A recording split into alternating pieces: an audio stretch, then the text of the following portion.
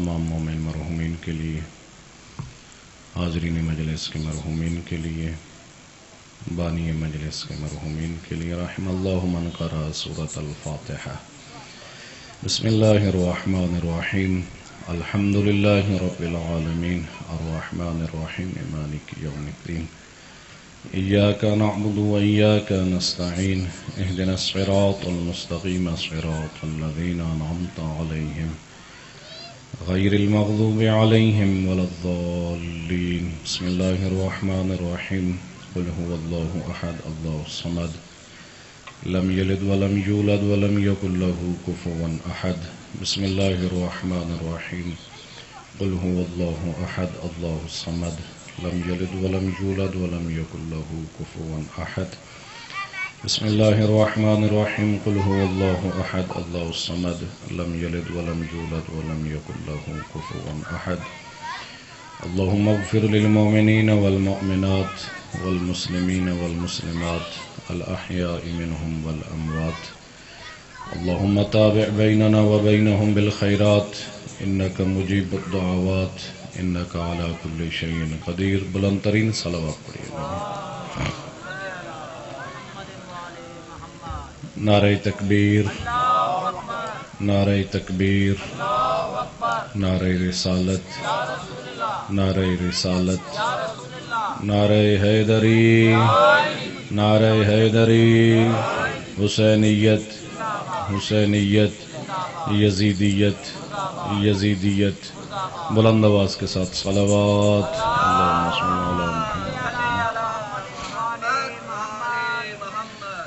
رب اشرح لی صدری ویسر لی امری واحلل عقدۃ من لسانی یفقہوا قولی۔ اعوذ باللہ من الشیطان الرجیم، بسم اللہ الرحمن الرحیم، الحمد للہ الذی جعلنا من المتمسکین بولایت علی بن ابی طالب صلوات۔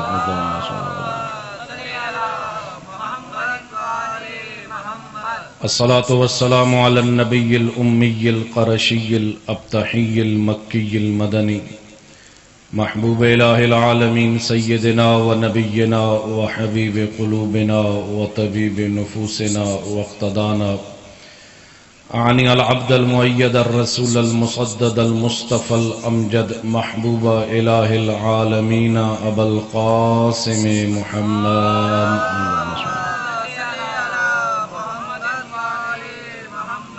ثم الصلاة والسلام على أهل بيته الطيبين الطاهرين المعصومين، ولعنة الله على أعدائهم أجمعين ملعونين، أما بعد، فقد قال أمير المؤمنين علي بن أبي طالب عليه الصلاة والسلام: قد علم المستحفظون من أصحاب النبي ليس لأحدهم منكبة إلا وشركت فيها وفضلتها، ولی 70 مناقب لم یشرکنی احد منہم۔ بلند ترین صلوات پڑھیے گا۔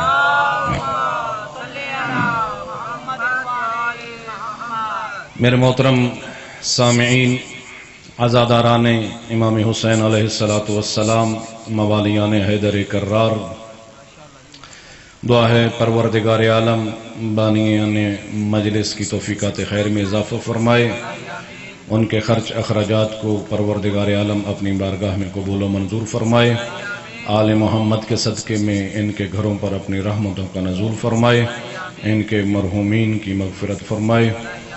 اپنی ان دعاؤں کی قبولیت کے لیے بلند آواز کے ساتھ صلوات پڑھیے گا۔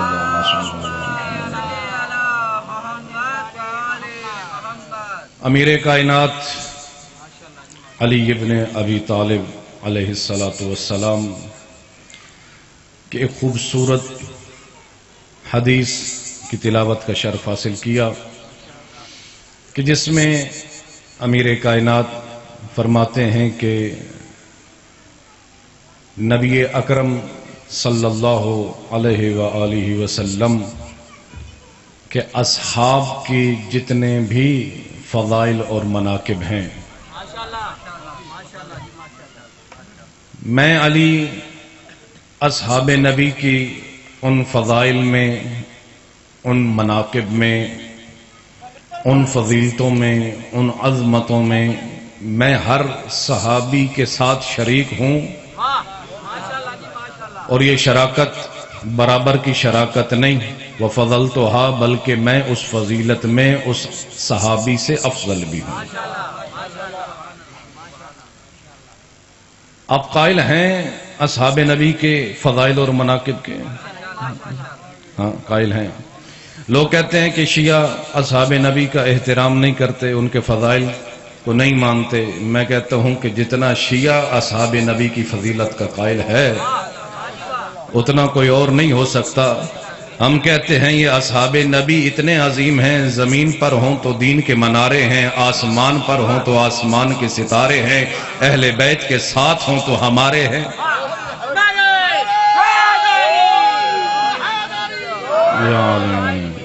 اصحاب نبی کی عظمتوں کے قائل ہیں، قائل ہیں کہ اصحاب نبی بھی عظمتوں کے مالک ہیں، لیکن امیر کائنات فرماتے ہیں کہ اصحاب نبی میں سے جس صحابی کے پاس بھی کوئی بھی فضیلت ہے، میں علی اس فضیلت میں اس صحابی کے ساتھ شریک ہوں، لیکن یہ شراکت برابر کی شراکت نہیں، بلکہ اس فضیلت میں علی اس صحابی سے افضل بھی ہوں۔ لیکن فرماتے ہیں ولی 70 فضائل، لیکن میری 70 فضیلتیں ایسی ہیں کہ جس میں میرے ساتھ کوئی اور صحابی شریک نہیں، وہ فقط مجھ علی میں پائی جاتی ہیں۔ اور وہ کون سی فضیلتیں ہیں؟ اور پھر 70 گنوائی بھی ہیں، گنوائی ہیں کہ پروردگار عالم نے مجھے ہی یہ شرف عطا کیا کہ میں بیت اللہ میں پیدا ہوا، کسی اور کو یہ عظمت حاصل نہیں ہوئی۔ مولود کعبہ بننا فقط علی ابن ابی طالب کو یہ شرف حاصل ہوا۔ اور پھر دوسری فضیلت مولا فرماتے ہیں کہ پروردگار عالم نے جب مجھے اپنے گھر میں یہ شرف ولادت عطا کیا اور میری آمد بیت اللہ میں ہوئی، تو اس کے بعد دوسرا شرف یہ اللہ نے عطا کیا کہ میری پرورش گود رسالت میں ہوئی۔ میں پروان چڑھا تو رسالت کی گود میں پروان چڑھا، یہ کسی اور صحابی کو یہ فضیلت حاصل نہیں ہوئی۔ نہج البلاغہ کے جملے ہیں، نہج البلاغہ میں عظیم جملہ فرمایا، کہا اخذ رسول اللہ من ابی فی سبایا، کہا اللہ کے رسول نے مجھے اس وقت اپنی گود میں لیا جب میں ابھی بچہ تھا۔ وضعنی فی حجرہ وانا ولد، کہا اللہ کے رسول نے مجھے اس وقت اپنی گود میں لیا کہ جب میں ابھی بچہ تھا۔ کہا کہ کیا کرتا تھا؟ کہا کنت اکیلہ وکنت شریبہ، جب اللہ کے رسول نے مجھے اپنی گود میں لیا تو میں اللہ کے رسول کا ہم پیالہ بن گیا، میں اللہ کے رسول کا ہم نوالا بن گیا۔ کہا کہ کنت مونسہ وکنت محدثہ، اللہ کا رسول مجھ سے محبت کیا کرتے تھے، مجھ سے انس کیا کرتے تھے۔ کنت محدثہ، اللہ کے رسول مجھ سے گفتگو کیا کرتے تھے جب میں ابھی بچہ تھا، رسالت کی گود میں پروان چڑھ رہا تھا۔ کنت محدثہ، اللہ کا رسول مجھے علم الہی عطا کیا کرتے تھے۔ اللہ اکبر، اللہ اکبر، اللہ اکبر، یا رسول اللہ، یا رسول اللہ، یا علی محمد، یا علی محمد، زندہ باد، زندہ باد، مردہ باد، مردہ باد،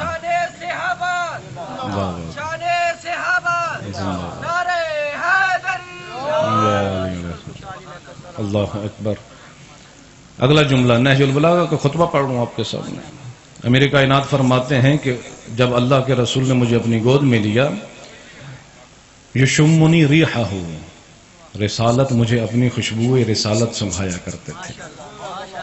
وضعنی علی حجرہ، اللہ کا رسول مجھے اپنے فراش پر، اپنے بستر پر، اپنے پہلو میں سلایا کرتے تھے۔ پھر فرمایا کہ یمغض شیئا ثم یلقمنیہ شیئا، کہا اللہ کا رسول مجھے لقمہ میرے اپنے منہ میں لقمے کو چبا کے مجھے چھوٹے چھوٹے غذا کے لقمے کھلایا کرتے تھے۔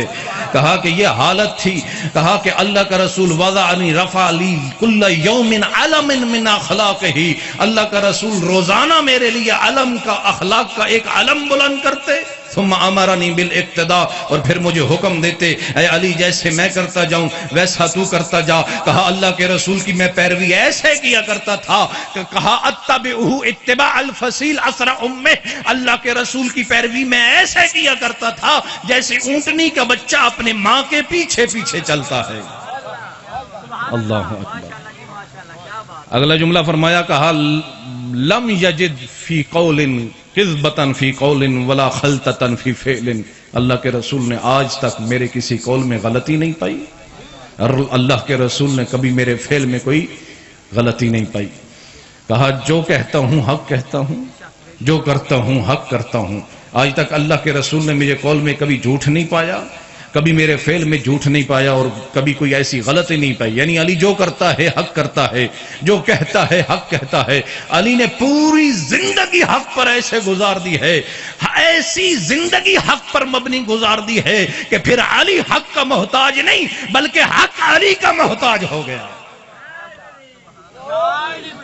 اس لیے ایسی حق پر زندگی گزاری امیر کائنات نے کہ پاک پیغمبر نے فرمایا تھا علی مع الحق والحق مع علی، حق علی کے ساتھ ہے، علی حق کے ساتھ ہے۔ پھر دعا فرمائی تھی رسالت کی زبان سے، یہ عظیم جملہ نکلا، کہا اللہم ادر الحق حیث ما دار علی، میرے اللہ حق کو علی کا محتاج کر دے، میرا بھائی علی جدھر مڑتا چلا جائے حق کو ادھر موڑ دے۔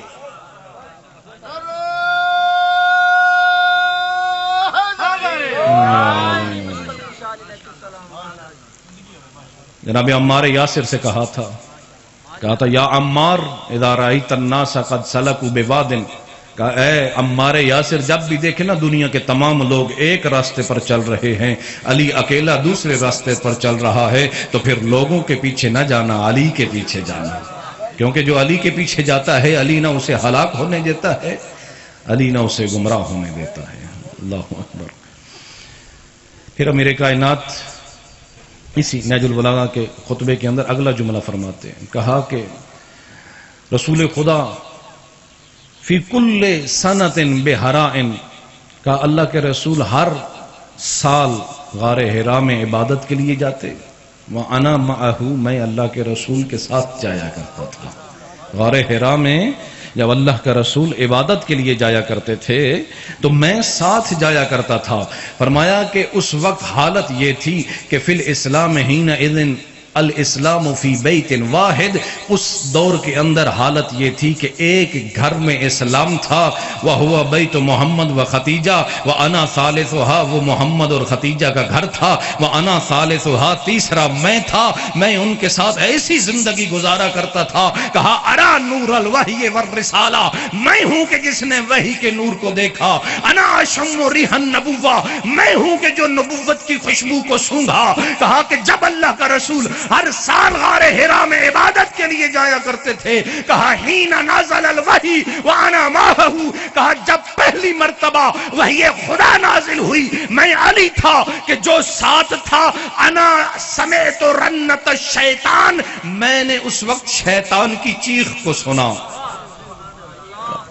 کہا جب پہلی مرتبہ وحی خدا نازل ہوئی ہے نا غار حرا میں، جب پہلی مرتبہ وحی خدا نازل ہوئی میں ساتھ تھا، اور جیسے ہی وحی خدا نازل ہوتی گئی، انا سمعت رنت الشیطان، میں نے شیطان کی چیخ کو سنا۔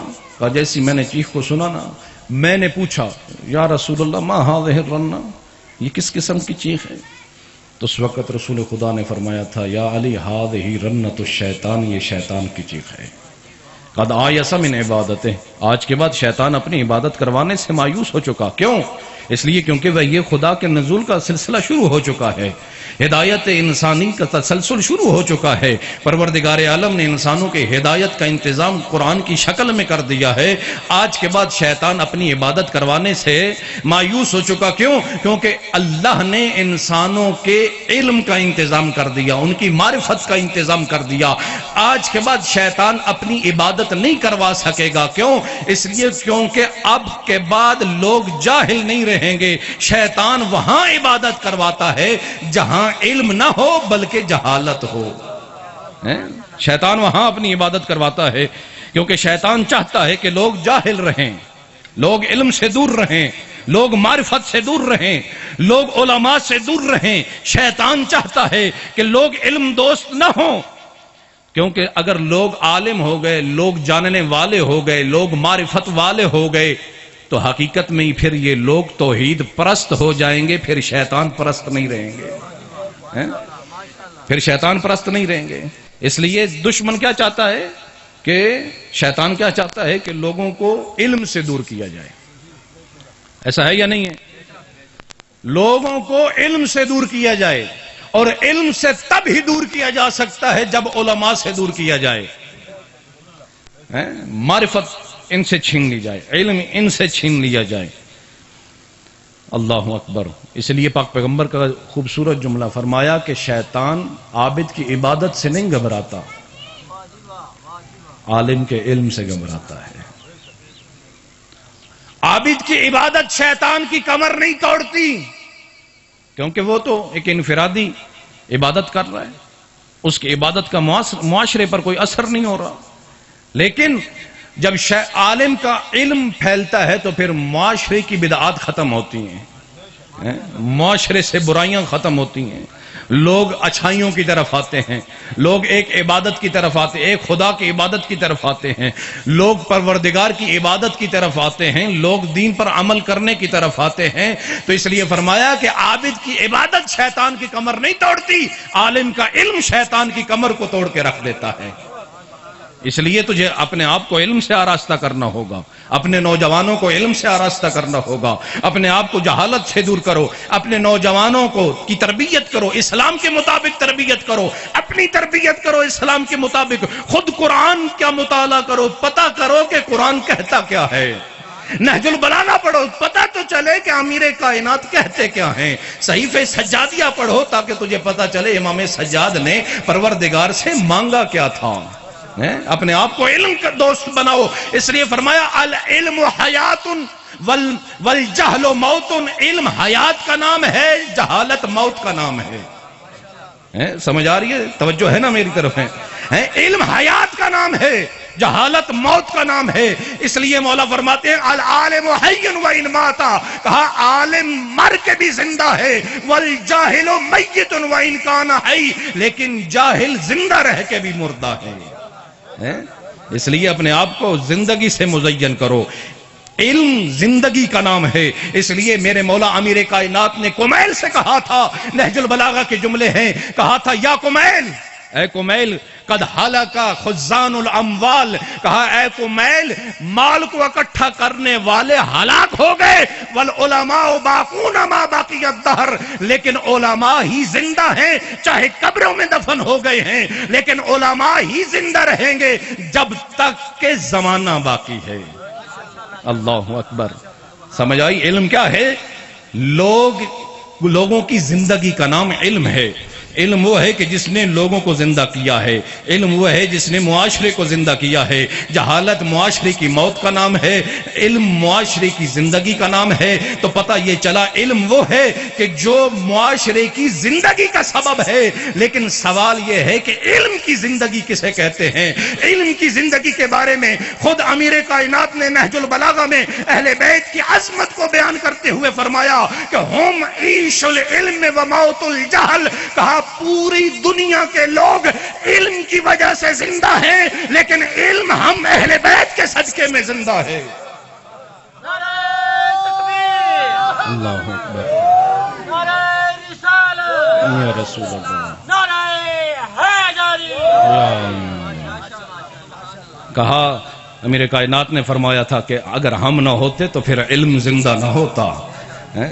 کہا کہ ہم علم کی زندگی ہیں اور جہالت کی موت ہیں۔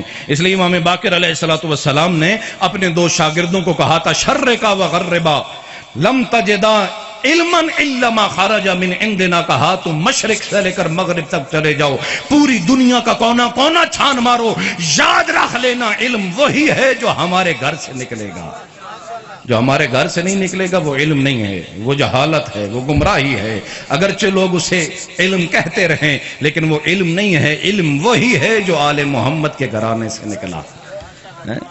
صلوات پڑھیے گا جی۔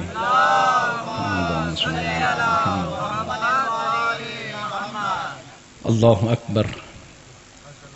مولا نے فرمایا کہ انا سمعت رنت الشیطان، میں نے جب شیطان کی چیخ سنی تو میں نے رسول خدا سے پوچھا یا رسول اللہ ما ہذہ رنہ، یہ کیا کون سی چیخ ہے؟ تو پاک پیغمبر نے فرمایا تھا یا علی ہذہ رنت الشیطان، یہ شیطان کی چیخ ہے، قد آیس من عبادتہ، وہ آج کے بعد اپنی عبادت کروانے سے مایوس ہو چکا۔ پھر فرمایا تھا یا علی یہ جو تو نے چیخ سنی ہے نا، یہ پوری کائنات میں فقط 2 افراد نے سنی ہے، یا علی یا تو نے سنی ہے یا میں نے سنی ہے، یا علی یا تو نے سنی ہے یا میں نے سنی ہے۔ کیوں؟ اس لیے کیونکہ انت تسمع ما اسمع وانت ترى ما ارى، علی تو وہی سنتا ہے جو میں محمد سنتا ہوں، تو وہی دیکھتا ہے جو میں دیکھتا ہوں۔ اس لیے پاک پیغمبر نے ایک مرتبہ کہا تھا یا علی ان اللہ آتانی خمس و آتاک خمس، اے علی اللہ نے 5 چیزیں مجھے عطا کی، 5 چیزیں تجھے عطا کی۔ آتانی النبوت و آتاک وصیہ، کہا اے علی اللہ نے مجھے نبوت عطا کی، تجھے وصایت عطا کی۔ کہا کہ اللہ نے میرے اوپر وحی نازل کی، آتانا الوحی و آتاک الالہام، اللہ نے مجھے وحی عطا کی، تجھے الہام عطا کیا۔ آتانی الکوثر و آتاک سلسبیل، اللہ نے مجھے کوثر عطا کی، آپ کو سلسبیل عطا کی۔ یہ جملے کہتے ہوئے میرے مولا فرماتے ہیں اللہ عرجنی الی السماء، کہا اللہ مجھے معراج کروانے آسمان پر لے گیا اور میں نے عرش کی سیر کی، لیکن آپ کو آسمان پر سیر کروانے آپ کو عرش پر نہیں لے گیا، آپ زمین پر ہی تھے، لیکن قد فتحت لک ابواب السماء، کہا لیکن آپ زمین پر ہی تھے، اللہ نے آپ کے لیے دروازوں کو کھول دیا، پردوں کو پھاڑ دیا، آپ زمین پر بیٹھ کر وہی دیکھتے تھے جو میں عرش پر دیکھتا تھا۔ اللہ اکبر،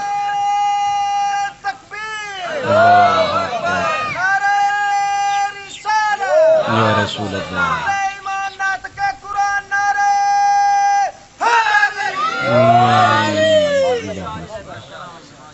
رسول خدا کے لعاب کو چوس چوس کے پروان چڑھے ہیں علی ابن ابی طالب۔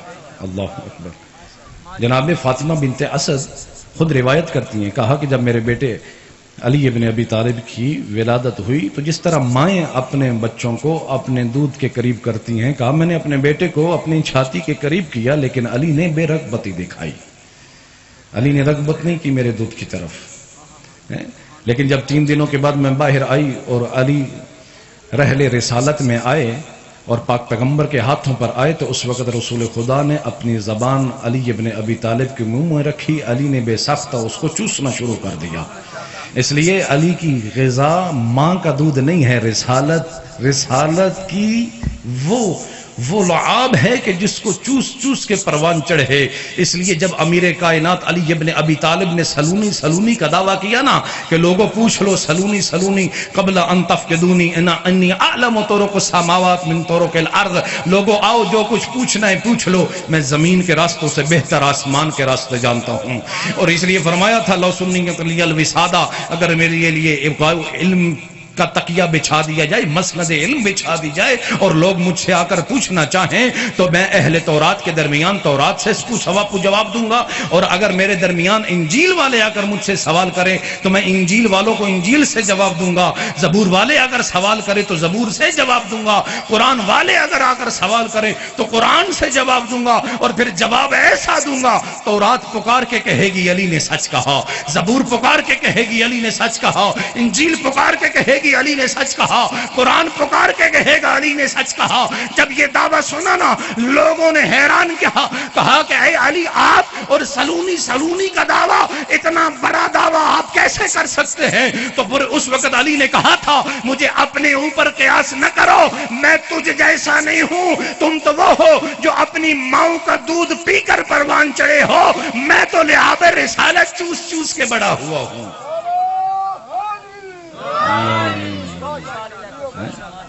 میں تو رسالت کی زبان چوس چوس کے پروان چڑھا ہوں۔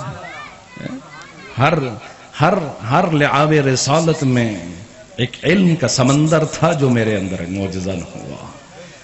اللہ اکبر۔ علی ابن ابی طالب کا وہ مقام، ایک صفت، بس وقت کم ہے ختم کر رہا ہوں، ایک صفت میرے مولا نے ان 70 میں سے، وہ 70 یاد ہے نا جو پہلے حدیث صاحب کے سامنے بیان کی کہ امیر کائنات نے فرمایا تھا 70 فضیلتیں ایسی ہیں کہ جو مجھ علی میں پائی جاتی ہیں، اصحاب نبی میں سے کسی اور کے اندر وہ نہیں پائی جاتی۔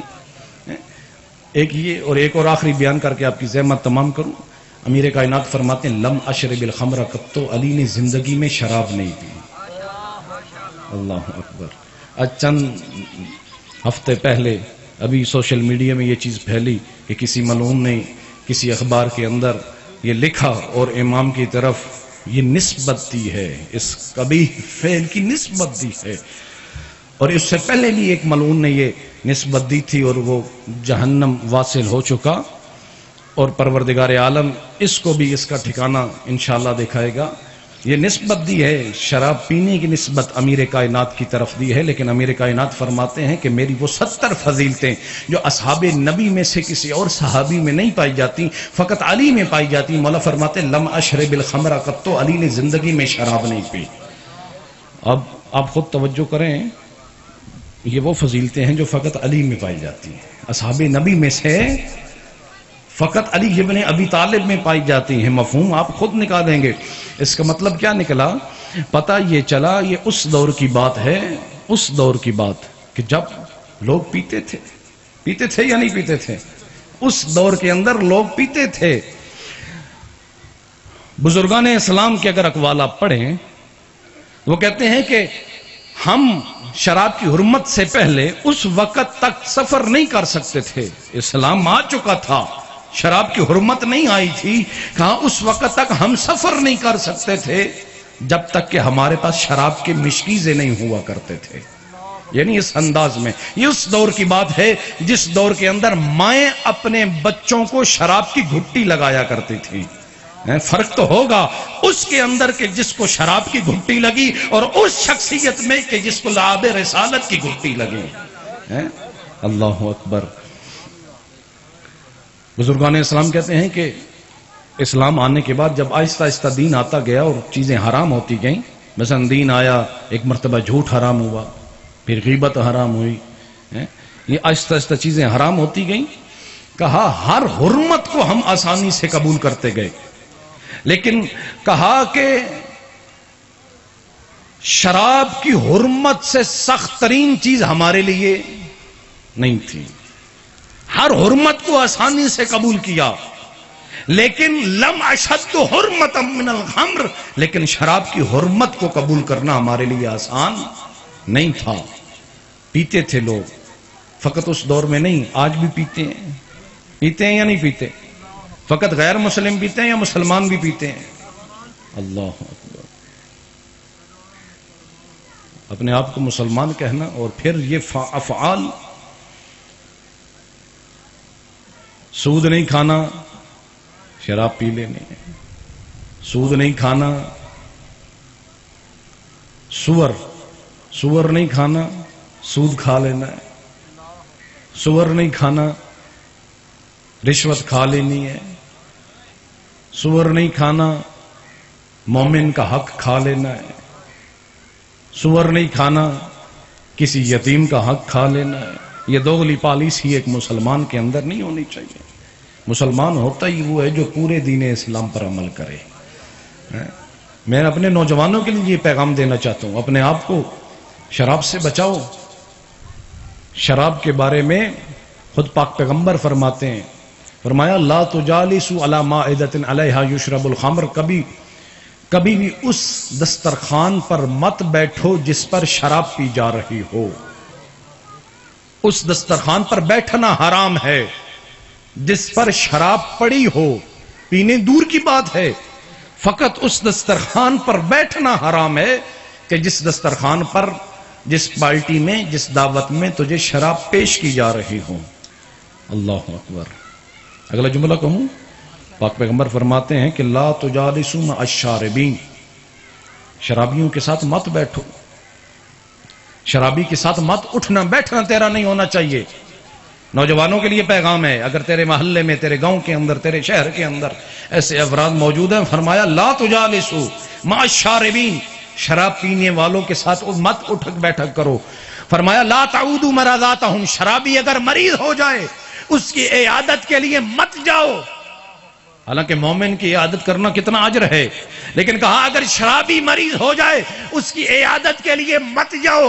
پھر فرمایا لا تشیعوا جنائزہم، اگر شرابی مر جائے اس کا تشییع جنازہ مت کرو۔ ولا تصلوا علی امواتہم، شرابی اگر مر جائے اس کا نماز جنازہ مت پڑھو۔ کیوں؟ لأنہم کلاب اہل النار، کیونکہ شرابی جہنم کے کتے ہیں، اور جنازہ مومن کا واجب ہے، کتوں کا نہیں۔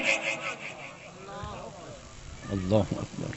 اپنے آپ کو اس کبھی کام سے بچاؤ، اس لیے پاک پیغمبر نے فرمایا تھا لعن اللہ علی الخمر، 10 چیزوں پر اللہ نے شراب کے حوالے سے 10 چیزوں پر لعنت کی ہے۔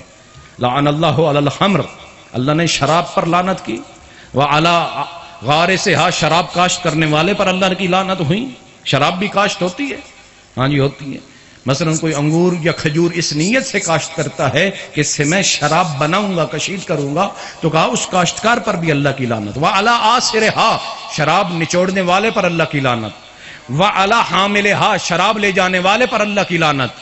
کوئی ٹیکسی کسی کی ہے یا کوئی رکشہ ہے اور اس کو کوئی آ کے کہتا ہے بھائی یہ شراب ہے، یہ لے جانی ہے، دگنا بلکہ ٹرپل پیسہ دوں گا، لے جاؤ، اور وہ شراب رکھ کے نہ بنایا ہے اس نے، نہ کاشت کی ہے، نہ نچوڑی ہے، نہ پی ہے، نہ پلائی ہے، فقط اپنے رکشے پر یا اپنی گاڑی پر رکھ کے ایک مقام پر دوسرے مقام پر لے جاتا ہے۔ کہا اعلی حاملہا، شراب لے جانے والے پر اللہ کی لعنت۔ اللہ اکبر۔ پھر فرمایا وعلی بائعہا، شراب بیچنے والے پر اللہ کی لعنت۔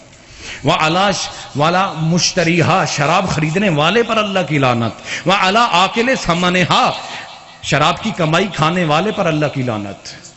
یعنی نہ بیچ رہا ہے، نہ خرید رہا ہے، کچھ بھی نہیں کر رہا، فقط ایسے گھر میں رہتا ہے جس گھر میں شراب کی کمائی آ رہی ہے۔ کہا شراب کی کمائی کھانے والے پر اللہ کی لعنت۔ وعلی ساقیہا، کہا شراب پلانے والے پر اللہ کی لعنت۔ وعلی شاربہا، شراب پینے والے پر اللہ کی لعنت۔ اپنے آپ کو اس کبھی کام سے بچاؤ۔ امیر کائنات نے فرمایا لم اشرب الخمر قط، تو زندگی میں علی نے شراب نہیں پی۔ اس وقت اللہ اکبر کسی ملعون نے جو نسبت دی تھی امیر کائنات کی طرف، اس کبھی فعل کی، ایک مرتبہ عبداللہ ابن عمر نے شراب پی اور حاکم وقت نے عبداللہ پر حد جاری کرنے کا حکم دیا، کوڑے لگانے کا حکم دیا۔ عبداللہ ابن عمر پر کوڑے لگانے کے لیے مجمع عام پورا میدان بھر گیا، اسی انتظار میں ہے کہ عبداللہ پر ابھی کوڑے لگنے والے حد جاری ہونے لگی ہیں۔ پورے میدان میں اصحاب اکرام موجود تھے۔ اس وقت عبداللہ ابن عمر کے اوپر جب کوڑے لگنے لگے ہیں نا، تو عبداللہ نے روک کر کہا کہ بے شک میرے اوپر کوڑے مارو، لیکن میری شرط ہے میرے اوپر وہ کوڑے مارے جس نے زندگی میں شراب نہ پی ہو۔ تاریخ کہتی ہے کہ عبداللہ کے اس جملے کے بعد پورا بھرا ہوا میدان خالی ہو گیا۔ پورے میدان میں فقط 3 شخصیات باقی رہ گئیں، ایک علی اور علی کے 2 شہزادے حسنین شریفین، فقط یہ 2 شہزادے باقی رہ گئے۔ ایک طرف سے امام حسن مجتبی نے پکڑا، دوسری طرف سے امام حسین علیہ السلام نے پکڑا، ادھر سے امیر کائنات نے کوڑے مارنا شروع کیے۔ تاریخ کہتی ہے کہ لما بلغ 16 صوتا، جب علی 16ویں کوڑے پہ پہنچے، عبداللہ غشی کے عالم میں چلا گیا۔ جیسی غشی کے عالم میں گیا، میرے مولا علی ابن ابی طالب عبداللہ کے کانوں کے قریب جا کر کہتے ہیں اے عبداللہ، جب پروردگار سے ملاقات کرنا تو میرے خالق کو کہنا کہ پروردگارا میرے اوپر اس نے حد جاری کی ہے جس پر زندگی میں کوئی حد جاری نہیں ہوئی۔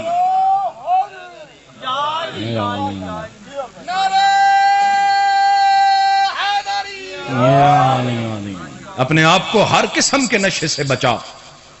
کل مسکرن حرام، ہر نشہ حرام ہے، ایک مومن کے لیے حرام ہے، یہ نجاست ہے، اور مومن کو پاکیزہ ہونا چاہیے۔ ایسا ہے یا نہیں ہے؟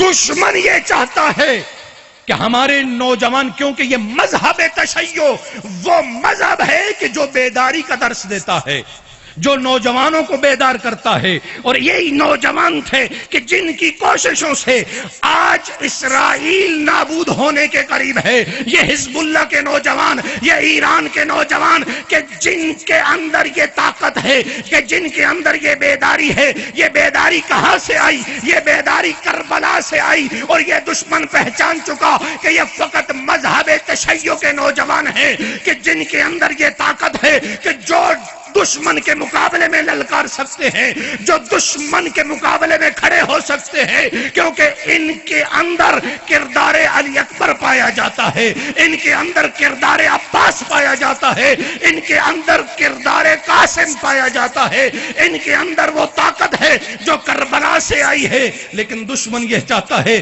کہ اس مذہب تشیع کے نوجوانوں کو عزاداری سے دور کیا جائے، ان کے بیداری کو ختم کر دیا جائے، اور وہ ایک ہی طریقہ ہو سکتا ہے۔ نتیجہ کیا نکلا؟ انہوں نے ہمارے عزادار نوجوانوں کو نشے کی طرف لے جانے کی کوشش کی۔ لیکن عزاداری عبادت ہے یا نہیں ہے؟ ماتم عبادت ہے یا نہیں ہے؟ جب عبادت ہے تو عبادت پاکیزگی کی حالت میں ہونی چاہیے یا نجاست کی حالت میں؟ نماز عبادت ہے یا نہیں ہے؟ تو نماز بھی پاکیزگی کی حالت میں۔ تو جیسی نماز عبادت ہے ویسے ماتم بھی عبادت ہے یا نہیں ہے؟ عبادت ہے۔ جیسے نماز واجب ہے ویسا عزاداری واجب ہے یا نہیں ہے؟ واجب ہے۔ جس طرح نماز عبادت ہے ویسے ہی ماتم عبادت، جس طرح روزہ عبادت ہے ویسے ہی ماتم عبادت ہے۔ تو میں کہتا ہوں کہ جب نماز کی حالت کے بارے میں پروردگار عالم نے قرآن مجید میں ارشاد فرمایا لا تقربوا الصلاۃ وانتم سکارا، نماز کے قریب نہ جانا جب تو نشے کی حالت میں ہو۔ جب نماز کے قریب جانے کا حکم ہے کہ نماز کے قریب جانا ہے تو پاکیزگی کی حالت میں جانا، نشے کی حالت میں نہ جانا۔ اسی طرح اگر ماتم کے قریب جانا ہے تو پھر پاکیزگی کی حالت میں جانا، نشے کی حالت میں نہ جانا۔ اے نوجوان، جب یہ عزاداری، اللہ اکبر،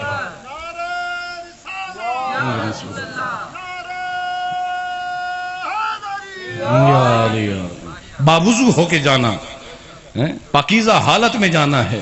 لیکن آج کا دشمن کیا کر رہا ہے؟ آج کے دشمن عناصر ہمارے نوجوان عزاداروں کو ان کی بیداری کو ختم کرنے کے لیے، ان کے اندر سے شعور کو ختم کرنے کے لیے، ان کی بیداری کی طاقت کو ختم کرنے کے لیے، روح عزاداری کو ختم کرنے کے لیے نتیجہ کیا نکل رہا ہے؟ ان کو بے عملی کی طرف لے کے جا رہے ہیں۔ اپنے آپ کو بیدار کرو، کوشش کیا کر اس دین پر عمل کر۔ بس میرے محترم چند جملے ذکر مصیبت کے، کوشش کیا کر اس دین مبین پر عمل کر۔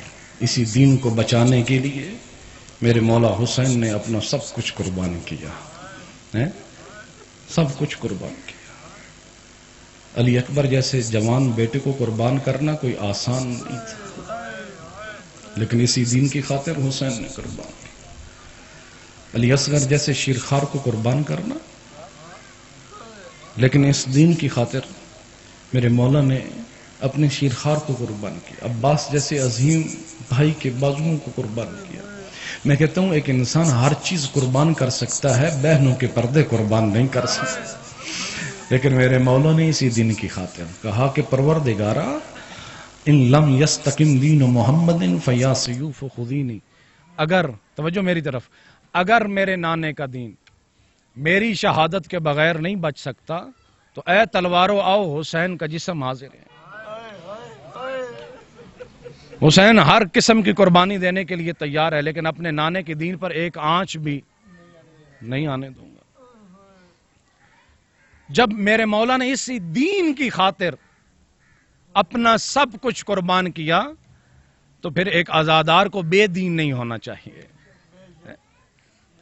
نماز بچانے کے لیے میرے مولا نے نماز کا پیغام میدان کربلا میں دیا۔ میرے مولا نے میدان کربلا میں جنگ ہو رہی ہے، جنگ کی حالت میں جنگ کو روک کر، اچھا یہ بھی ہو سکتا تھا کہ مولا ایک ایک صحابی کو، ایک ایک اپنے شیعہ کو کہتے کہ جاؤ ایک ایک کر کے نماز بھی پڑھ لی جائے اور جنگ بھی جاری رہے، لیکن ایسا نہیں کیا۔ میرے مولا نے جنگ کو روکا ہے۔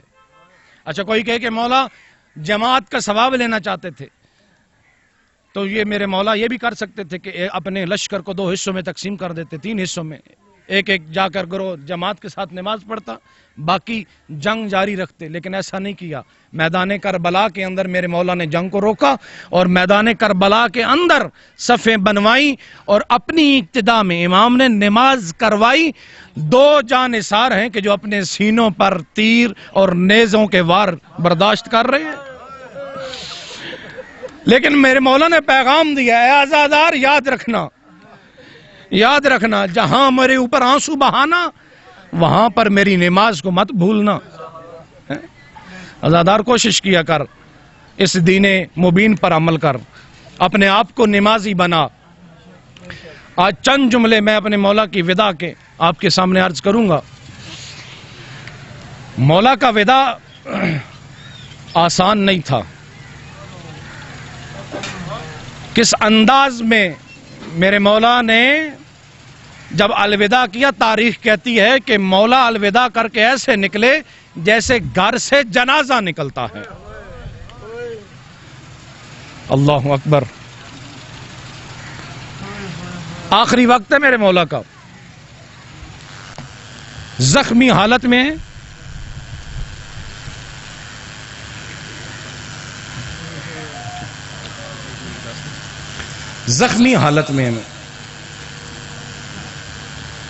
جب زخمی حالت کے اندر ہے نا تو آخری مرتبہ الوداع کرنے آئے ہیں اپنے خیموں کے اندر. سب سے پہلے اس خیمے میں آئے کہ جس خیمے میں عابد بیمار غشی کے عالم میں تھے. اللہ اکبر. جیسے ہی اس خیمے میں آئے نا، اپنے بیٹے امام سجاد کے ہاتھوں پر ہاتھ رکھا، اسرار امامت منتقل کرنے. جب بھی امام اس دنیا سے پردہ فرما رہے ہوتے نا تو اپنے امامت کے اسرار اگلے امام کو منتقل کر کے جاتے ہیں. امام نے امام سجاد کے ہاتھ پر ہاتھ رکھا. جیسے ہی ہاتھ رکھا نا، امام غشی کے عالم میں تھے، اسی وقت اپنی آنکھیں کھولی.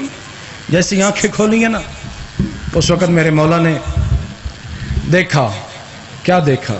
امام سجاد نے دیکھا کہ سامنے ضعیف باپ کھڑا ہے اور سر سے لے کر پاؤں تک زخموں کی حالت میں ہے. اللہ اکبر. دعا کیا کر کسی جوان بیٹے کو اپنے ضعیف باپ کو دیکھنے کا یہ موقع نہ ملے. اللہ اکبر. امام سجاد دیکھ رہے ہیں سامنے امام حسین علیہ السلام سر سے لے کر پاؤں تک زخموں کی حالت میں، خون بہ رہا ہے. کہیں پتھر کا زخم، کہیں تیر لگا ہے، کہیں نیزے کا زخم ہے. جب یہ حالت دیکھی نا، اس وقت امام سجاد نے کہا تھا، بابا آپ کی یہ حالت، بابا این امن الحبیب، بابا چچا حبیب ابن مظاہر کہاں گئے؟ آپ کی یہ حالت کیسے ہو گئی؟ اس وقت میرے مولا نے کہا تھا، بیٹا سجاد قد قتل، بیٹا سجاد حبیب ابن مظاہر شہید ہو چکے ہیں. پھر پوچھا، کہا بابا این علی الاکبر، علی اکبر کہاں گئے؟ آپ کی یہ حالت کس نے کر دی؟ علی اکبر کہاں تھے؟ کہا بیٹا قد قتل، وہ بھی شہید ہو گئے. ایک ایک کر کے پوچھتے گئے.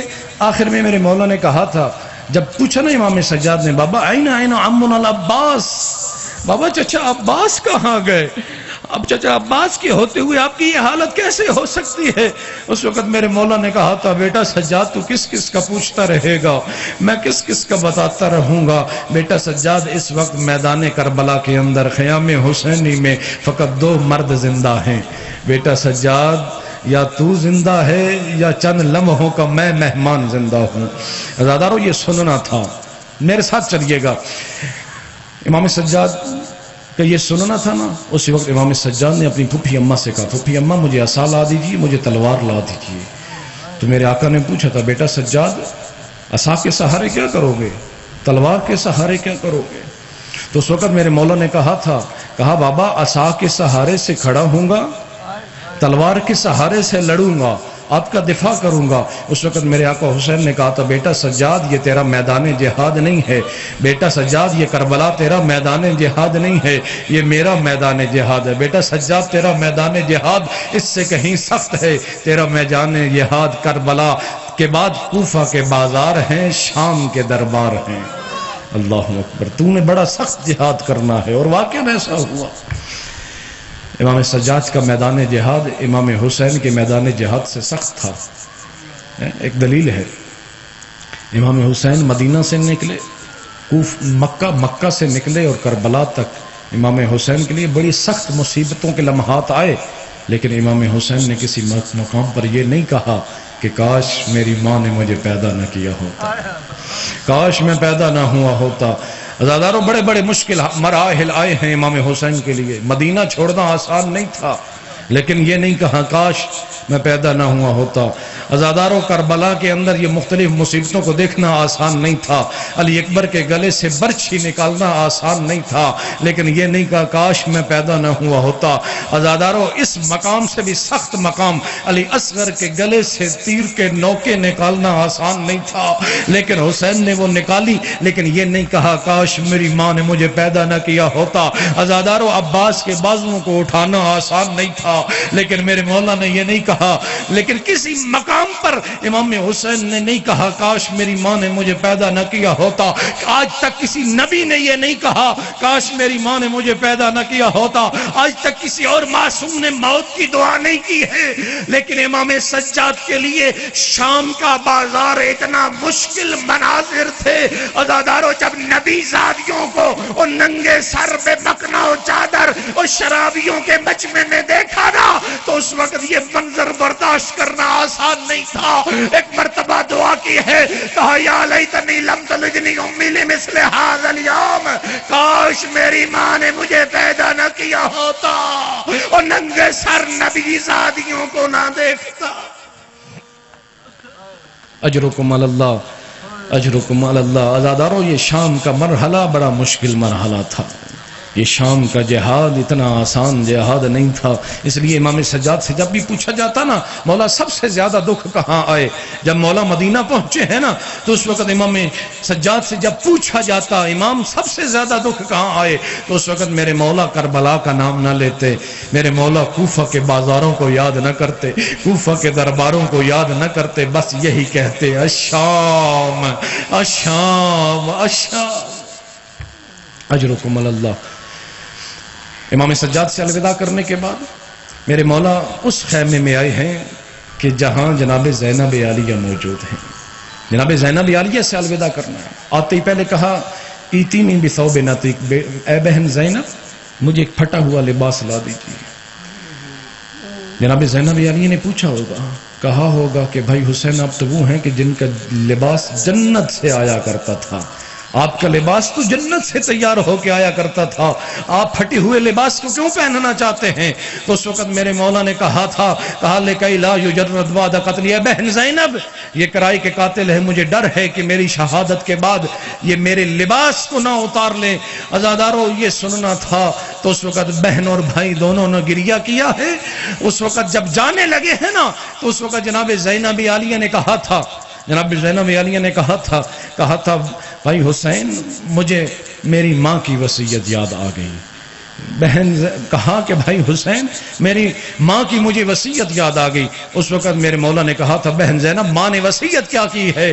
اس وقت میری آقا زادی نے کہا تھا کہ میری ماں نے وصیت کی تھی کہ اے زینب جب تیرا بھائی آخری مرتبہ الوداع کرنے لگے نا، میرا حسین آخری مرتبہ الوداع کرنے لگے تو میں اس وقت موجود نہیں ہوگی، اس وقت میری طرف سے اپنے بھائی حسین کے گلے کے بوسے لینا، کیونکہ اس گلے پر شمر کے خنجر نے چلنا ہے۔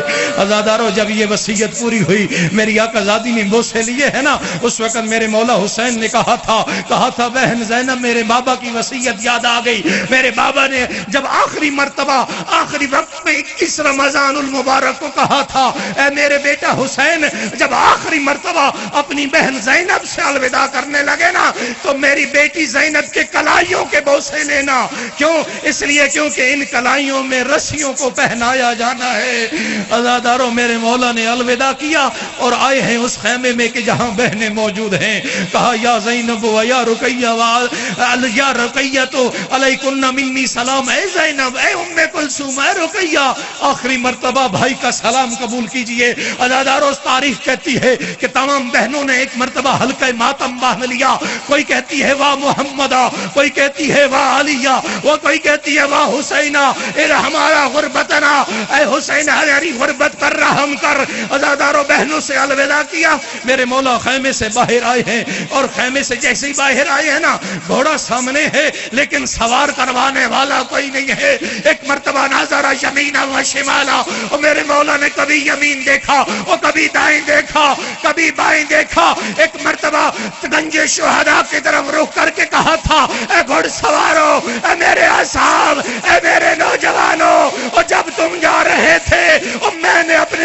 سے سوار کروایا تھا وہ اب کون ہے مجھ حسین کو سوار کروائے؟ عزادارو یہ جملے ابھی ختم ہوئے تھے، ابھی پیچھے سے ایک مستور جو ایک حجاب میں ملبوس ہے آ کے کہتی ہے بھائی حسین اب پریشان نہ ہو، میں آپ کی بہن زینب موجود ہے اور میں آپ کو سوار کرواؤں گی اور میں کہوں گا زینب عالیہ اگر آپ حسین کو سوار کروائیں گی اور زینب عالیہ میری آقازادی اور 11 محرم کا دن ہوگا اور تمام بیویوں کو محملوں پر سوار کیا جا رہا ہوگا، اے میری آقازادی آپ کو کون محمل پر سوار کروائے گا؟ اجرکم اللہ اجرکم اللہ۔ عزاداروں میرے مولا ختم کر رہا ہوں، میرے مولا جیسے ہی گھوڑے پر سوار ہوئے نا گھوڑا چند قدم آگے چلا تو گھوڑا رک گیا۔ جیسے ہی گھوڑا رکا نا اس وقت میرے آقا نے کہا تھا اے گھوڑا صبح سے میرے اصحاب مجھے چھوڑ کے چلے گئے، صبح سے میرے نوجوان چھوڑ کے مجھے چلے گئے، اے گھوڑا تو نے بھی میرا ساتھ چھوڑ دیا۔ بے زبان جانور تھا، اپنی گردن کو جھکا لیا، جیسی گردن کو جھکایا ہے نا اس وقت میرے مولا نے نیچے کیا دیکھا؟ ایک 4 سال کی بیٹی ہے کہ جس نے اپنی دونوں باہوں میں اگلے گھوڑے کی اگلی دونوں ٹانگوں کو اپنی باہوں میں لیا ہوا ہے۔ اس وقت میرے مولا نے گھوڑے کی زین سے زمین پر آئے، جیسی زمین پر آیا نا اپنی بیٹی 4 سال کی بیٹی کو اپنے سینے سے لگایا۔ بڑی محبت ہے سکینہ سے، امام حسین کو بڑی محبت ہے اپنی سکینہ سے۔ پوچھا امام جناب سکینہ نے پوچھا، کہا بابا آپ کہاں جا رہے ہیں؟ اس وقت میرے مولا نے کہا تھا بیٹا سکینہ تیرے لیے پانی لینے جا رہا ہوں۔ اللہ اکبر۔ عزادارو یہ سننا تھا، جناب سکینہ نے کہا بابا صبح سے جو جا رہا ہے نا واپس نہیں آ رہا، بابا صبح سے جو پانی لینے جا رہا ہے واپس نہیں آ رہا، بابا اب آپ کی سکینہ پیاسی نہیں ہے، بابا علی اکبر گئے ہیں واپس نہیں آئے، چچا عباس پانی لینے گئے ہیں واپس نہیں آئے، بابا اب آپ کی سکینہ کی پیاس ختم ہو گئی، بابا اب آپ پانی لینے نہ جائیے۔ یہ سننا تھا، میرے مولا نے کہا بیٹا سکینہ یہ مشیت پروردگار ہے کہ میں راہ خدا میں شہید ہو جاؤں۔ اس وقت جناب سکینہ نے کہا تھا بابا جب آپ مجھے اپنے سینے پر سلایا کرتے تھے نا اور جب مجھے اپنے سینے پر لوریاں سنایا کرتے تھے تو ایک بات بتایا کرتے تھے، مجھے بتایا کرتے تھے بیٹا سکینہ جتنا حق بیٹوں کا ہوتا ہے اتنا ہی حق بیٹیوں کا ہوتا ہے۔ بابا علی اکبر آپ کے بیٹے تھے ساتھ لے گئے، علی اصغر آپ کے بیٹے تھے ساتھ لے گئے، بابا میں آپ کی بیٹی سکینہ میرے حصے میں کیا آیا؟ عزادارو اس وقت میرے مولا نے کہا تھا اپنے ہاتھوں کو کربلا کی ریت سے بھرا اور اپنی بیٹی سکینہ کے سر پر ڈالنا شروع کیا، کہا بیٹا سکینہ تیرے حصے میں اسیری آئی ہے، اور بیٹا سکینہ تیرے حصے میں یتیمی آئی ہے، اور میں کہوں گا میری آقازادی آپ کے حصے میں شمر کے تماچے آئے ہیں۔ اجرکم اللہ اجرکم اللہ۔ عزادارو یہ منظر بڑا مشکل منظر ہے۔ جیسے میرے مولا کی شہادت ہوئی ہے نا، ختم کر رہا ہوں، میرے مولا کی شہادت ہوئی، بڑی محبت ہے جناب سکینہ سے، میرے آقا کی بڑی محبت ہے، ایک معروف ہے، میرے مولا کہا کرتے تھے کہ میرا اس گھر میں دل نہیں لگتا جس گھر میں میری سکینہ نہیں رہتی۔ دادارو بڑی محبت ہے، ایک محبت کی مثال ہے، اور پھر باپ ہو حسین جیسا اور بیٹی ہو سکینہ جیسی۔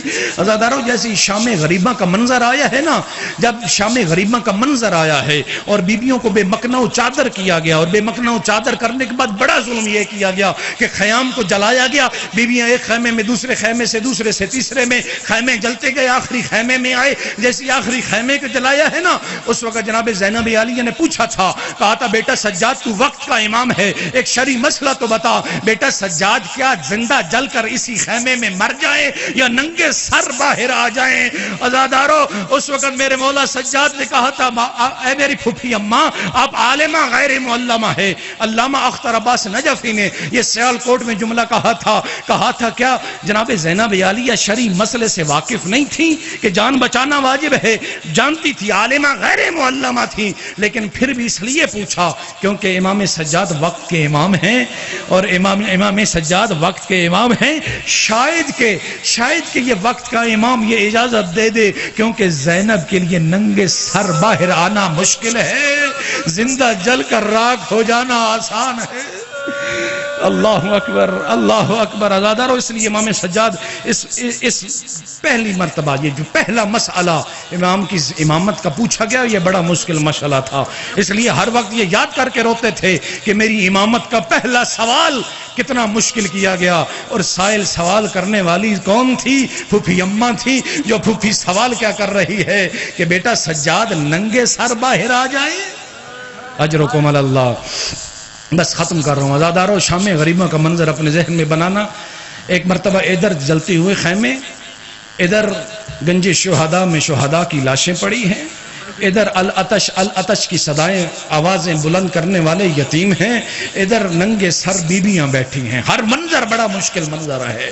ادھر ننگے سر بیویاں، ادھر یتیموں کی صدائیں العطش کی بلند ہو رہی ہیں، ادھر جلتے ہوئے خیمے ہیں، ادھر گنج شہداء میں شہداء کی لاشیں بکھری ہیں. عزادارو اچانک جناب زینب عالیہ نے کہا تھا اے بہن ام کلثوم ان تمام بیویوں کو کہو اپنے اپنے یتیموں کو اکٹھا کریں. تمام بیویاں اپنے اپنے یتیموں کو اکٹھا کرنے لگی. اچانک جناب ام رباب نے رو کر کہا میری آقا زادی مجھے سکینہ نظر نہیں آ رہی، مجھے سکینہ نظر نہیں آ رہی. یہ سننا تھا. جناب زینب عالیہ نے ایک ٹوٹے ہوئے نیزے کا پھل اٹھایا. علی کی یہ شریف بیٹی، شیر دل بیٹی گنج شہداء میں اتری. گنج شہداء کون سا مقام ہے؟ یہ وہ مقام ہے کہ جہاں شہداء کی لاشیں بکھری ہیں. کہیں علی اکبر کا لاشا ہے. عزادارو زینب کے لیے گنج شہداء میں جانا آسان نہیں تھا. گنج شہداء وہ مقام ہے کہ جہاں کہیں علی اکبر کا لاشا ہے، کہیں اونو محمد کا لاشا ہے، کہیں قاسم کے ٹکڑے بکھرے ہوئے ہیں، کہیں عباس کے بازو پڑے ہیں. عزادارو زینب کے لیے جانا آسان نہیں تھا، لیکن علی کی یہ شیر دل بیٹی علی بن کے اپنے ہاتھوں میں ٹوٹے ہوئے نیزے کا پھل اٹھا کے گنج شہداء میں اتری ہے اور یہی صدا بلند کر رہی ہے بیٹا سکینہ کہاں ہو؟ جواب نہیں آیا. کہا بیٹا سکینہ کہاں ہو؟ جواب نہیں آیا. جب تیسری مرتبہ میری آقا زادی نے کہا نا بیٹا سکینہ کہاں ہو، اچانک ایک سر کٹے لاشے سے آواز آئی. کہا بے بہن زینب آہستہ بولو، آہستہ بولو، ابھی ابھی میری سکینہ درد سے تکلیف سے کرا کے سوئی ہے. عزادارو جناب زینب عالیہ نے کیا دیکھا؟ ایک سر کٹے لاشے پر سکینہ سر رکھ کے سو رہی ہے. عزادارو یہ دیکھا نا منظر.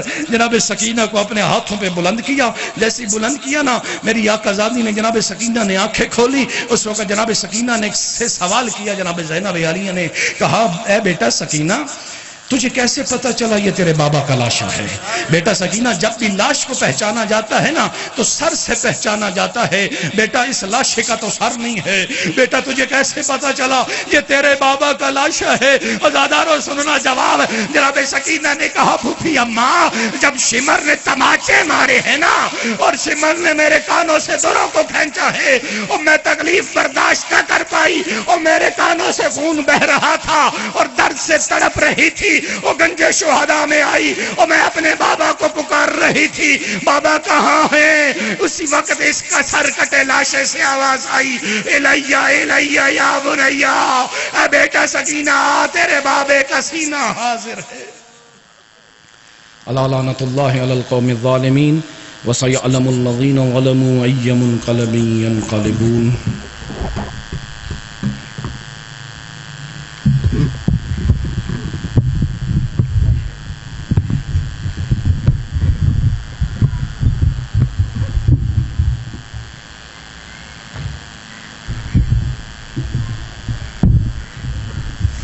مومنین تشریف رکھو. مالک کائنات باوراں دی زبان وچ مزید تفسیر پیدا فرماوے. مالک سفر خیر فرماوے. بہت خوبصورت انداز ذکر محمد والے محمد بیان فرما رہے ہیں جناب سید زیغم عباس شرائی صاحب. مالک مزید زبان وچ تاثیر پیدا فرماوے.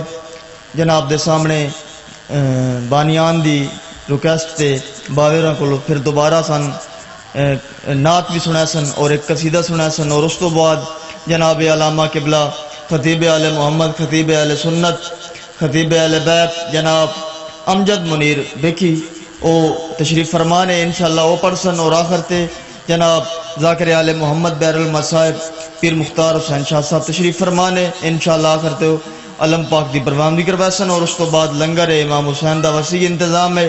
سارے مومنین آخر تک تشریف رکھسو. سید نسیم بادشاہ صاحب ایک نعت اور ایک قصیدہ اور اس تو بعد جناب قبلہ امجد منیر آف وکی تشریف فرمائیں انشاءاللہ پرسن نعرہ تکبیر نعرہ رسالت کل ایمان نعرہ حیدری عظمت آل محمد بلند صلوات